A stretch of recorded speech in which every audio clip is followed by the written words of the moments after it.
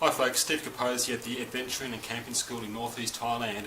I've already done a whole series of videos on water, the types of water, replacing electrolytes and salts that you lose through sweating, hydration, dehydration, preventing dehydration and so forth. I just wanted to make a few more points about these issues. I've come across some interesting research which I want to share with you. I've got 7 main points here which I'll sum up at the end as well.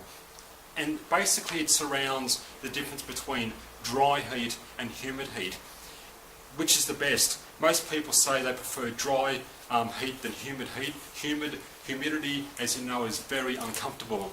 But what you have to realise is there's no simple answer, and the truth actually may surprise you, because both have their own issues. Now, in dry conditions, you sweat much more efficiently because the air is dry, the sweat evaporates, and you cool down by evaporative cooling. That's how the body cools down in a natural way, evaporative cooling. Your body's skin cools down that way.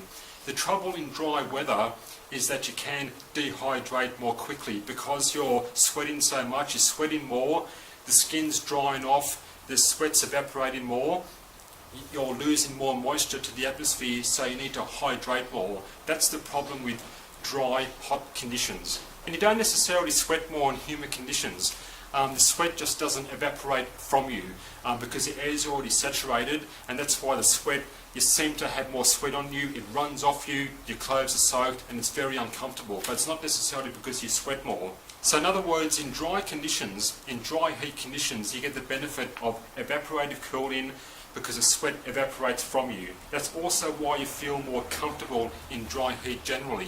But as I said, the risk in dry heat is you dehydrate more. You have to drink more, you have to hydrate more, and if you're sweating more, you have to replace those electrolytes and salts more. Electrolyte packets, salt, sugar, and so forth. So that's the danger in dry conditions. So basically you dehydrate faster in drier air because you're sweating more to compensate for that heat. But in humid conditions, your sweat doesn't evaporate, so you're not getting that cooling effect. That's why it's so uncomfortable. That's why you seem to sweat more, although you don't. You're more soaked, the sweat's running off you, and your clothes are soaked. The main danger in hot, humid conditions is that you don't get the benefits of evaporative cooling. The sweat's not evaporating. That means you can overheat, get heat stroke much more quicker. In those humid conditions, you're going to overheat because you're not cooling down. So they're the two things about dry, hot conditions and hot, humid conditions. They're both just as dangerous as each other, but for different reasons. And hospitals and medical facilities and so forth, they document more deaths in both conditions for different reasons. So they're both as dangerous as each other. So having said that, obviously hydrating, drinking, replacing lost electrolytes and salts is a major issue. That's a given, that's pretty basic. You don't need to be a scientist to work that out. But staying cool is going to be the main issue. And you've got the usual things. I'm just glancing down to some notes here, so apologies if I glance down here. You've got the usual things people always talk about. You know, resting when it's really hot, staying in shade, keep out of direct sun and so forth. You minimise exertion, physical labour and so forth. You can put wet cloths around your neck, head, and that evaporates and keeps you cool and so forth. In humid conditions, those sorts of things won't evaporate so easily. Now, it's very easy to say that, but in real emergency survival situations, you can't do those things so easily, especially if time's short before it gets dark. You've got to build shelters, make fires. Fires are hot, that makes you sweat more. You know, trying to find water, find food, find fuel, bring in fuel, make fires and so forth in short time before it gets dark. So it's very easy to say rest when it's hot, work in the evenings and so forth, but in emergency survival situations you don't have that luxury. So that's why it's very difficult in hot conditions to do these survival things, because you know, you've got contradicting advice. You've got no time to do all those survival things, but the advice is to rest and so forth in shade when it's hot. You just don't have the time, so that's a real challenge. But obviously the easy thing to do is your clothes. What you want is lightweight, open weave clothes that are preferably of a light colour, and your shirts can be a light white colour, your pants can be darker, but I like to have light coloured shirts. Everyone talks about cotton, but don't get too caught up or too paranoid about 100% cotton. Cotton you're not going to go wrong with, but a nice lightweight open weave cotton polyester blend is just as good. A thick cotton, a polyester shirt can be cooler than a thick cotton weave, so be careful about that. Don't get too caught up about all natural.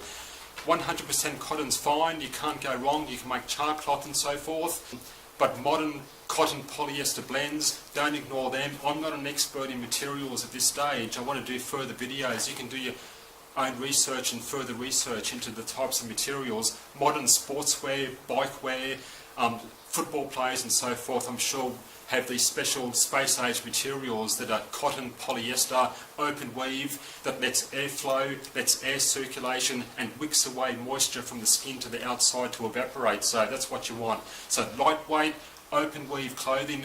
I will do a separate video on my ideas for clothing, but just a couple of quick points. There's 1,000 reasons why you want to wear long pants and a long sleeve shirt with a collar, and virtually no reasons why you want to wear shorts and short sleeve shirts. You can take shorts and short sleeve shirts as spare clothes at night time to sleep, crawl into a sleeping bag, crawl into a tent, but it's got to be long pants, long shirt in my opinion. I'll do a separate video where I talk about that. Can't go wrong with cotton, but it has to be a lightweight, open weave material that lets air circulation and evaporation and sweat to evaporate and cool your body.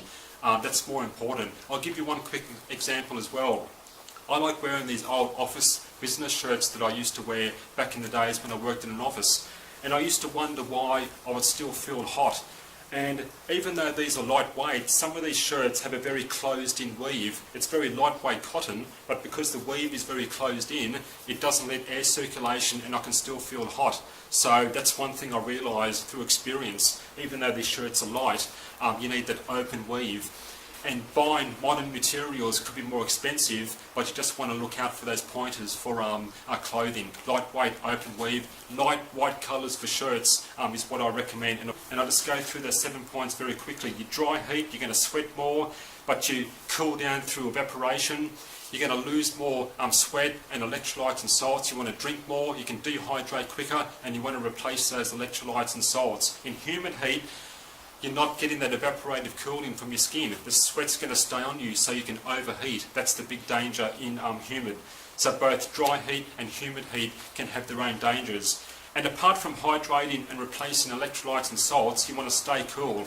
The usual things about resting, no physical exertion, rest when it's hot, work when it's cool, and so forth, which can be difficult in survival conditions where you've got no time and you need to do a lot of things to affect your survival.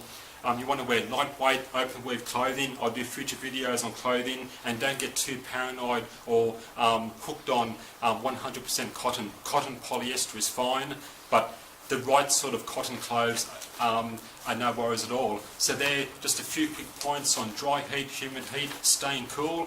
It's further research is required. I'll do more videos. I hope that makes sense. Thanks for watching. Take care. Thanks for your comments, and I'll see you next time.